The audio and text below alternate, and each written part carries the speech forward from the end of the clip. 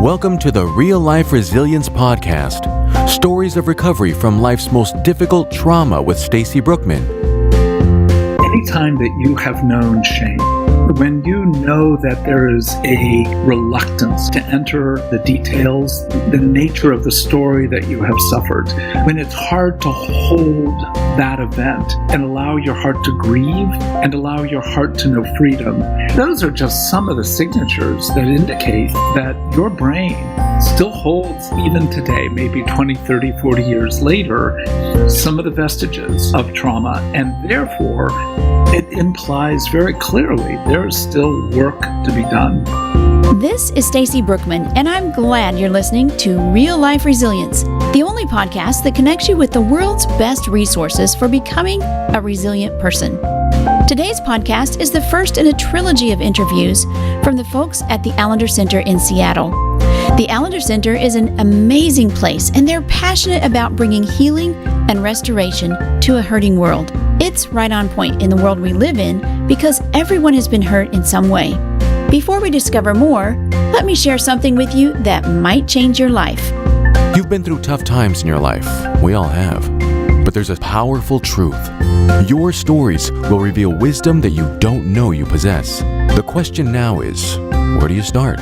There's a simple, tested step-by-step flow for discovering your life theme and putting your life into a beautiful story. A story that allows you to be the best possible version of yourself. Register now for Stacy's next free webinar where she reveals the 4 simple, proven methods to writing the first chapter of your life story this week. Simply click on the link in the show notes or head to stacybrookman.com/webinar. I love to hear from listeners personally, and I answer my own emails. So drop me a line and let me know what you found interesting in this episode or to ask me a question. My email is stacy@stacybrookman.com. Now let's connect with Dr. Dan Allender, the founder of the Allender Center. So first of all, I know the Allender Center is passionate about bringing healing and restoration to a hurting world. Can you tell me a little bit about the Allender Center and how you bring about healing and restoration? Well, Stacy, thank you so much. It's a delight to be with you. We have an executive director, which is Kathy, and then an actual managing director, which is Jeanette. I'm one of the founders. So in that sense, I get my last name used as part of the work we get to do. And the Allender Center really goes on to say the Allender Center of Abuse and Trauma. So our work is primarily to address the heartbreaking reality that nobody goes through life without some level of violation and assault. Mm-hmm. And so how we acknowledge, how we address, how we name, and how we care for the reality that we will all know trauma, and even more so, we will know moments of very significant violation of our honor and dignity through abuse. That's really the work of what we're about. And that's amazing. I've experienced your story weekend. I just came from there this past weekend. It was amazing and incredible and overwhelming and beautiful. So I thank you for putting on programs like that. It was an honor to have you there as well as to be with you now. So the people who come to the Allender Center have some sort of trauma in their lives, and often it starts in childhood. How do you help people recover from that trauma? And secondary question is, can one recover from trauma and turn that into a thing of beauty? Well, we certainly have Isaiah 61 that speaks about the coming of Jesus and what it means that he turns ashes into beauty. So to start with the second question first, I do believe there is the probability, if we are engaging the story that we need to name, there is the possibility of great change. Instead of, in many ways, being overwhelmed by despair and questions and doubt, it is possible to enter into that in a way in which our heart is captured really by the goodness of God in the land of the living. Mm-hmm. And as the Psalm says, we would have despaired if we had not seen, in many ways, the rescue of God in the land of the living. So if we start with the assumption that no one escapes the hardship and the heartbreak of living in a fallen world. True. And that violation of design and desire and expectation is where we begin to say trauma is when your world has come into upheaval and where there is no, shall we say, quick way to restore the disruption. Now we're in the middle of what the brain experiences as trauma. And we know that in many ways there are physiological, there's certainly psychological, but there are spiritual realities to any experience of trauma. And we've got to address every domain and dimension of trauma if it's going to be moved into something in which we can see true rescue. And that seems a little scary, but I know you take people through a process to discover that. So what is one of the first indications that one has a story to uncover? Because if you say pretty much everyone has a story perhaps of trauma, how do you know you had some trauma? I know we as human beings have a huge capacity of pulling the wool over our own eyes. So what's one of the first indications that you have a story? Well, anytime that you have known shame, we can almost say that shame in and of itself is trauma, but it's also a byproduct of trauma. When you know that there is a reluctance, a deep reluctance to enter the data, the details, the nature of the story that you have suffered, when it's hard to hold that event and allow your heart to grieve and allow your heart to know freedom, those are just some of the signatures that indicate that your brain still holds, even today, maybe 20, 30, 40 years later, some of the vestiges of trauma. And therefore, it implies very clearly there is still work to be done. Mm-hmm. We have that phrase, time heals all wounds. We know by brain science that is just not true. No. We might be able to adapt and seemingly live beyond, but we've not entered in and found a way to truly resolve or to come to some resolution with regard to the harm we've endured. So trauma is simply living in a fallen world. Abuse is the experience of some form of violation and injustice in the midst of that trauma. And so when you combine the two, I can say without question, no one escapes trauma. Most people do not escape abuse. Those issues have to be addressed very forthrightly, naming what occurred, who brought about the harm, what did you experience, what does your brain do then and now with that. And as we begin that process, you couldn't have put it better. It's frightening. Right. It sounds like the disease or the cure is worse than the disease. And yet the byproduct of not addressing it is a lack of wholeness and therefore lack of joy. And that was going right into my next question. I know my listeners are saying, why even is it necessary to dig into our stories? What if we just forget? It's kind of in the back of our minds anyway. Why do we really have to dig up old hurts? Well, think of it this way. You broke your arm and you didn't have it properly set, but the bone will cohere eventually. It may not be as God intended, but it will reattach. However, you won't have the use of your arm the way God intended. Now, we are given by God this great adaptational ability to, in many ways, make use of what we have. But why would we simply adapt when we could grow to mature and know deep and profound healing? And I think that's the issue with regard to so much of our past trauma. We've learned to adapt. We've learned to deny. We've learned to cover over. We've learned to sort of pretend that these matters are not having an effect on our relationships, on our own sense of identity, and even our relationship with God. But it is. Absolutely. So when we finally allow ourselves to admit, and sometimes, as we said, it takes decades to admit we're not doing well, we are struggling, we are seeing the effects of that heartache be played out, then we've got to at least have the courage to take a turn, to look at what we've been running from and literally allow Jesus to be with us as we step into the harm that we've done so much work to escape that now needs to be entered. And I can attest to, there is so much joy on the other side. Like you mentioned the word joy. It is healing joy is all I can describe it as. Amazing if you work through that. And it's doable. Oh, Stacey, such a perfect phrase. That notion of you have known joy in the midst of your own heartache. It may not be for most people the basis to take that first step, but oftentimes it's unrequited and unaddressed pain that actually opens our door and heart to the potential for joy. Right.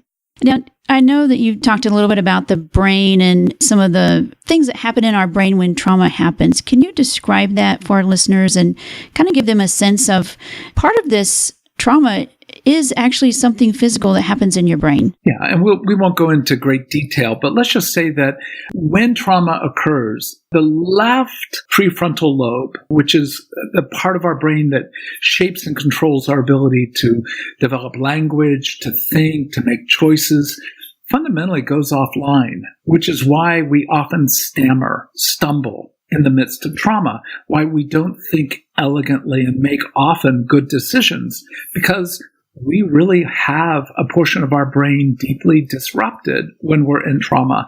And many of us do not know how to care for ourselves when we are in that kind of language barrier blocked stumbling. We pressure ourselves, we work harder, we get angry at ourselves. And so when we begin to learn, now that's part of what happens in trauma. Your brain, portion of your brain that regulates speech, really goes offline. That's one of the reasons why we don't usually have kind of full-fledged memory with regard to the things that have happened in the past. It's literally shattered. Your memory is shattered by the disruption of language. And the second thing that happens is we get numb. Our brain literally just sort of gets palsied and numb as we go through it. Our emotions get numb, and then we're more susceptible to despair, to depression, to fear. What's often viewed as the right side of our brain actually controls more images and impressions and sensations. That takes over as our left side of our brain seems to go offline. And as a result, we're bombarded by broken shards of images and impressions. In many ways, just negativity. We need to know that's normal. But we also need to know that we have ways to care for our brain, for our body, for ourselves when trauma hits.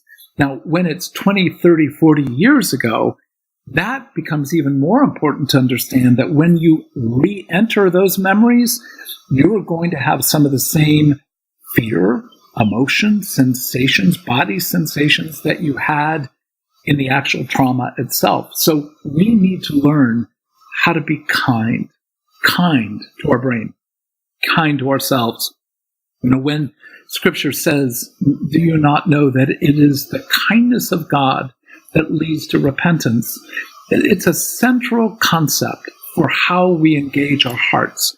Most trauma leads us to judgment and contempt for ourselves or others. Very antithesis of kindness. When we allow our hearts to become kinder, not full-fledged resolved, but even kinder, what we find is we have more access to what we feel, more access to the damage, and therefore more openness to allowing the Lord to actually enter those portions to bring about healing. And you've said before, when you're an adult working through these things that may be happened in adolescence or childhood or even young adulthood, you have more of the language now than that you didn't have. So you could speak for that younger self. It's also another portion we know about the brain. We literally split off cells. We have, if you were traumatized at age 8, there's an 8-year-old brain that you have that probably has not been addressed since you were traumatized. And that brain has the capacity at times to rule over the other older portions of you. So that fragmented memory also creates fragmented selves. So how we as, for example, a 40-year-old, 50-year-old male or female cares for that younger 8-year-old, 12-year-old, 14-year-old traumatized boy or girl, it becomes a very central way, in the same way that we care for a sore throat. and we do good things for that cold that we're developing, it's not a lot different than in terms of how do you care for this broken part of you as an 8-year-old, 10-year-old girl. And to the degree that we are judgmental or actually refuse to even acknowledge that 8 or 12-year-old exists within us is to the degree that we end up trying to get on with our lives and then end up doing even more harm and damage. Wow. That's amazing.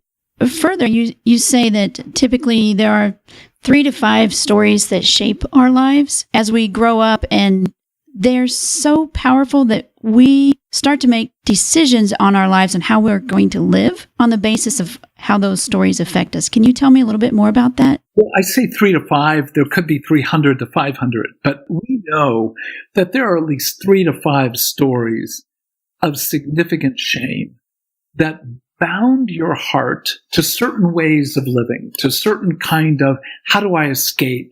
How do I shut down? How do I find relief in the midst of feeling so utterly alone? And so many times we fail to see how the story of decades ago continues to shape something of our way of being in our relationship with a spouse, with our children, or just in the normal day-to-day functioning. So if we can see the themes of a past story and how they're being played out today, it gives us a chance to not only at least disrupt the way we have normally attempted to handle our lives and begun to ask questions like, why do I get so afraid at this point? Why do I get so angry? Why do I shut down? And as we begin to ask kind and generous questions of our own heart, we're really opening our heart then to hear what the Spirit of God has to say to us, that we can begin a dialogue with God. We can begin that dialogue with the younger parts of us and ourselves, but far more important, the dialogue between us and the living God allows our hearts to come to a new way of seeing and, frankly, a new way of being in the world. And I love that. Part of what I've discovered in my 40s is I never raised my hand. I didn't raise my hand. And that was something built in from childhood that I shouldn't speak. Nobody should be aware of me. And it's affected me my entire adulthood. And so I loved discovering that because then I could change it. That was a huge revelation for me. And no doubt, those particular themes that you just named for your life have very significant stories that solidified those themes into a way of relating and interacting in classes or in other things. Oh, absolutely. And we don't need to just know the theme. We've got to get back into the roots of that theme, which are the elements of that story. What was the scene? Who were the characters? What happened? What was the plot? And how did your heart come to then make these agreements and vows that you are not perhaps bright enough to be able to ask questions, or it is dangerous to ask questions? When those stories begin to get unearthed, now we're presented with another possibility for how our younger self, but how we as this composite self we are, can go into the world in a very different way. You help your future self by digging into your past self. Indeed. Yeah. That's a brilliant way of putting it. I love it. So if our listeners were thinking, okay, I may have some issues, or I have some things that I haven't really thought about, what are some of the first steps they can take to start digging into their own stories? First and foremost, I would say, let them continue to listen to you because you're inviting people into the nature of story, into what is a story, how to engage story, how to write story.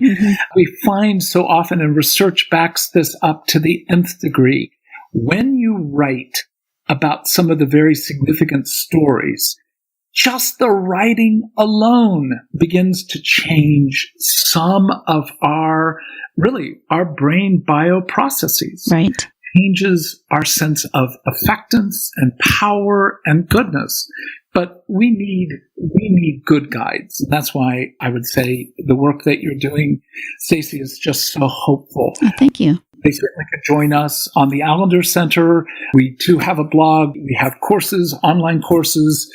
First and foremost, you need to be able to let your own heart turn, stop and turn, and begin to look at those stories that you have written off as already resolved, already forgiven, already addressed, and basically say, none of us in this life are ever done. We're never done. Mm-hmm. Once we begin to say, and what more am I to learn? How am I to engage these stories with far greater kindness, honesty, openness? I think what most people will find is the Spirit of God will take you into the matters that you need to address, and be faithful to the small. Be faithful to the smaller stories, and let the work itself take you eventually to the bigger ones that need to be addressed. Wonderful. Well, Dan, thank you so much for sharing some of your wisdom. I know you've got deeper things that you bring in your workshops. You've got the Healing the Wounded Heart program, which is amazing as well. And I really thank you for what you're doing in the world and combating that shame and helping people tell their stories. I really appreciate you being on today. Well, I'm honored, and anyone who engages story is an ally of ours. And so we just hope that people who are listening take more carefully and honestly and honorably their own story. Welcome to Stacy's Journal. In this segment, I let you peek into my journal as I share my thoughts on a topic or resilience resource. Today, I want to talk about naming our hurt, naming what has happened to us. Dr. Allender touched on this in our interview. Often, we don't have the names for trauma and shame that has occurred in our lives. Sometimes because we've buried the events in the memories, or sometimes because we've denied what happened to us. And sometimes because people have told us to get over it, or we try to minimize the damage. But as we carefully step into our hurts and write about them, we start to find specific words and language for what happened. The interesting thing is, as soon as you find words to describe your trauma, it starts to lose its grip on you. It separates you from that emotional pain and puts you in better control of your own story. That is the first step to healing. I encourage you to name your trauma, name your shame, name your heartache and your disappointments and your devastations. Take that first step to free yourself from their entanglements. Now, you might want to start by attending my free webinar, The 4 Simple Proven Methods to Writing the First Chapter of Your Life Story in Just 7 Days. I'll show you how to easily get started writing your own stories and finding the words you need to start healing. I hope to see you there. Well, that's all we have for today. In the last episode, Radney Foster shared his heartbreak when his ex-wife moved with their 4-year-old son to France. He explained what he did to stay connected to his child and to resolve the anger. So if you've had some heartbreak yourself, you might want to go back and have a listen. Next week, we'll interview Rachel Clinton, our second interview in this trilogy, as she discusses tending to heartbreak, and I think you'll find it fascinating. I love interacting with our listeners on social media. We're on Pinterest, Facebook, and just about anywhere you can hold a great virtual conversation. One more thing. We're having fun counting down the 100 most important memoirs of the past 200 years. So our memoir of the day is Anne Frank's Diary of a Young Girl. In 1942, a 13-year-old Jewish girl and her family fled their home in Amsterdam and went into hiding. For the next 2 years, until they were betrayed by the Gestapo, they lived cloistered in a secret annex of an old building. Anne's diary offers a fascinating commentary on human courage and frailty, and a compelling self-portrait of a sensitive and spirited young woman whose promise was tragically cut short. Check out Diary of a Young Girl and all the memoirs on this list at stacybrookman.com/100memoirs. And remember, life is a story. It's never too late to start telling yours.